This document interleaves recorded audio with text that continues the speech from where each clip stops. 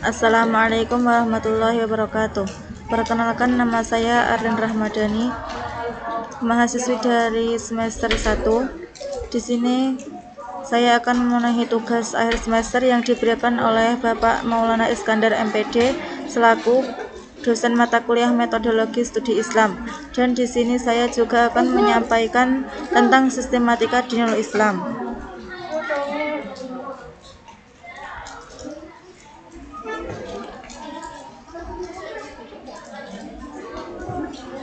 Sistematika dinul Islam. Esensi dinul Islam. Din berasal dari kata dana, yadinu, dinan berarti tatanan, sistem atau tata cara hidup. Jadi din al-Islam berarti tata cara hidup Islam. Din al-Islam merupakan tatanan hidup atau syariah, aturan jalan hidup ciptaan Allah untuk mengatur segenap aktivitas manusia di dunia, baik aktivitas lahir maupun aktivitas batin. Tidak tepat apabila din diterjemahkan sebagai agama, sebab istilah agama atau religi hanyalah merupakan alih bahasa saja yang tidak mengandung makna substantif dan esensial. Lebih dari itu, apabila din diterjemahkan sebagai agama, maka maknanya menjadi sempit. Di Indonesia misalnya, agama yang diakui hanya ada 6, yakni Islam, Kristen, Katolik, Hindu, Buddha, dan Konghucu. Padahal di Indonesia terdapat ratusan, bahkan mungkin ribuan tata cara hidup. Muslim adalah orang yang berdin al-Islam, sedangkan istilah kafir adalah orang-orang yang berdin ghair al-Islam. Din al-Islam sebagai tatanan hidup meliputi seluruh aspek hidup dan kehidupan, dari mulai masalah ritual sampai kepada masalah muamalah, termasuk masalah sosial budaya, sosial ekonomi, sosial politik, bahkan sampai kepada masalah kenegaraan. Seseorang yang mengaku muslim atau menganut din al-Islam harus mengikuti tatanan hidup Islam secara kafah, integratif, dan komprehensif. Adapun resikonya, apabila ia menolaknya, maka ia pasti akan terpental di akhirat, sebagaimana diterangkan di dalam Quran surat 3:19 dan ayat 85. Agama yang diridhai Allah hanyalah Islam. Inna dina indallahil Islam. Sesungguhnya din atau tatanan hidup yang diriau di sisi Allah hanyalah Islam. Barang siapa mencari tatanan hidup selain Islam, maka sekali-kali tidak akan diterima dan itu daripadanya, dan dia di akhirat termasuk orang-orang yang rugi. Keterikatan Muslim terhadap Islam, meyakini kebenaran aturan Islam sebagai kebenaran yang absolut, mempelajari Islam dengan benar, mengamalkan seluruh aturan Islam yang absolut itu secara kafah atau menyeluruh, mendakwahkan Islam, sabar dalam Islam. Dalam pandangan Al-Quran, din al-Islam adalah satu-satunya ciptaan Allah, dan yang satu ini adalah aturan untuk seluruh umat manusia tanpa kecuali. Namun pada tatanan realita sekarang ini, din al-Islam menjadi banyak ragam dan versinya. Semua ini sebagai akibat kesalahan manusia sendiri. Sementara itu, din hasil ciptaan manusia berdasarkan akal, imajinasi, dan falsafah sebagaimana telah dikemukakan di atas telah melahirkan banyak din dan isme-isme lainnya, antara lain materialisme, kapitalisme, liberalisme, marxisme, komunisme, nasionalisme, dan kolonialisme. Segala macam aturan hasil manusia tersebut yang termasuk kategori din al-batil telah terbukti gagal dalam mengatur umat manusia. Materialisme yang bertitik tolak dari dan berorientasi kepada materi telah melahirkan orang-orang yang serakah. Kapitalisme yang menitik beratkan kepada penguasaan kapital atau modal telah melahirkan terjadinya monopoli. Liberalisme yang menitik beratkan kebebasan dan menonjolkan hak individu telah melahirkan terjadinya jurang pemisah antara orang kaya dan orang miskin, serta melahirkan kecemburuan sosial dan dekadensi moral.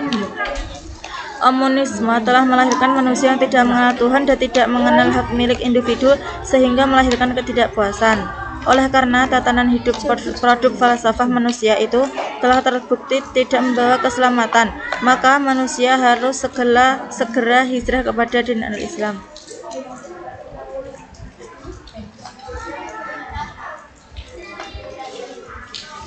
Secara bahasa, akidah adalah mengandung arti ikatan yang terpatri di dalam hati. Hasan al-Banna di dalam bukunya Al-Aqaid menyatakan bahwa akidah adalah sesuatu yang harus diyakini oleh hati dan dipercaya oleh jiwa, sehingga menjadi keyakinan yang tak ada sedikit pun keraguan dan kebimbangan.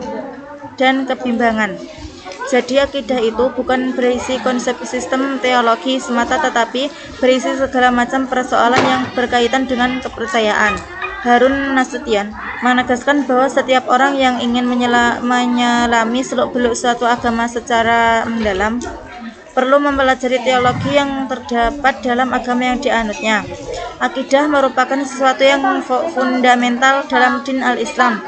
Sebagai titik dasar awal seseorang menjadi muslim, akidah sebagai landasan din al-Islam merupakan ajaran yang universal yang abadi, tidak mengalami perubahan sepanjang masa sejak adanya misi risalah Nabi Allah Adam alaihi salam hingga kerasulan Muhammad sallallahu alaihi wasallam yang membawa misi akidah yang sama, yaitu monoteisme atau tauhid.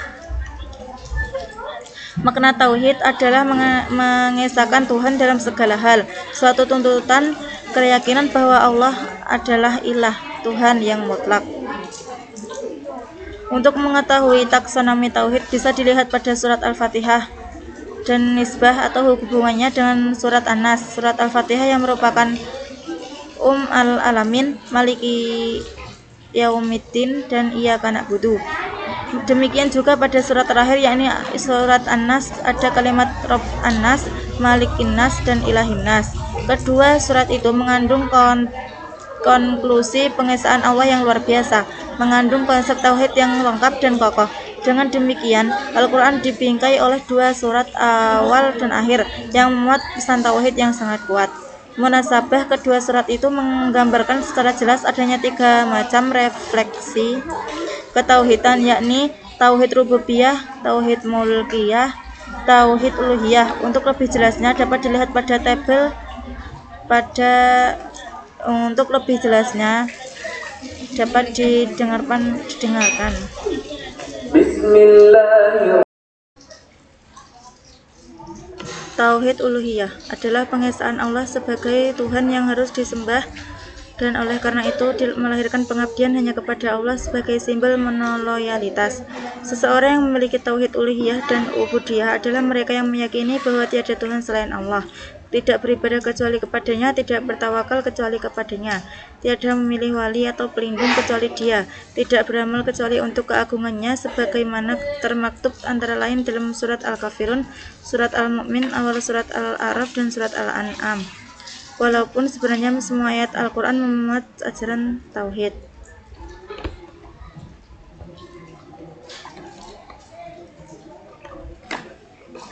Syariah. Secara umum, syariah didefinisikan sebagai ketentuan Allah yang berkaitan dengan perbuatan subjek hukum berupa melakukan suatu perbuatan, memilih atau menentukan sesuatu, atau sebagai syarat, sebab, atau penghalang. Sedangkan definisi ibadah sebagaimana dijelaskan oleh Al-Imad Ibnu Katsir adalah ketaatan kepada Allah dengan melaksanakan perintahnya dan menjauhi larangannya. Di sini lebih terbatas kepada ukuran haram halal. Definisi lain yang lebih luas adalah ibadah adalah isim jami' yang ditujukan kepada segala aktivitas yang disukai dan diridhai Allah, baik berupa perkataan maupun perbuatan, baik yang tampak maupun tidak tampak. Bahkan definisi ibadah bisa lebih simpel, yakni hidup sesuai dengan aturan Al-Quran dan Sunnah Rasul. Adapun tujuan ibadah sebagaimana dijelaskan oleh Imam Nawawi adalah untuk mencapai keridhaan Allah. Kalau digabungkan menjadi syariah ibadah, maka maksudnya adalah segala macam aturan baik wajib, sunnah, atau haram yang menyangkut tata cara mengabdi kepada Allah dalam rangka mencari keridhaannya. Sekian dari saya, bila ada kurangnya mohon maaf. Wassalamualaikum warahmatullahi wabarakatuh.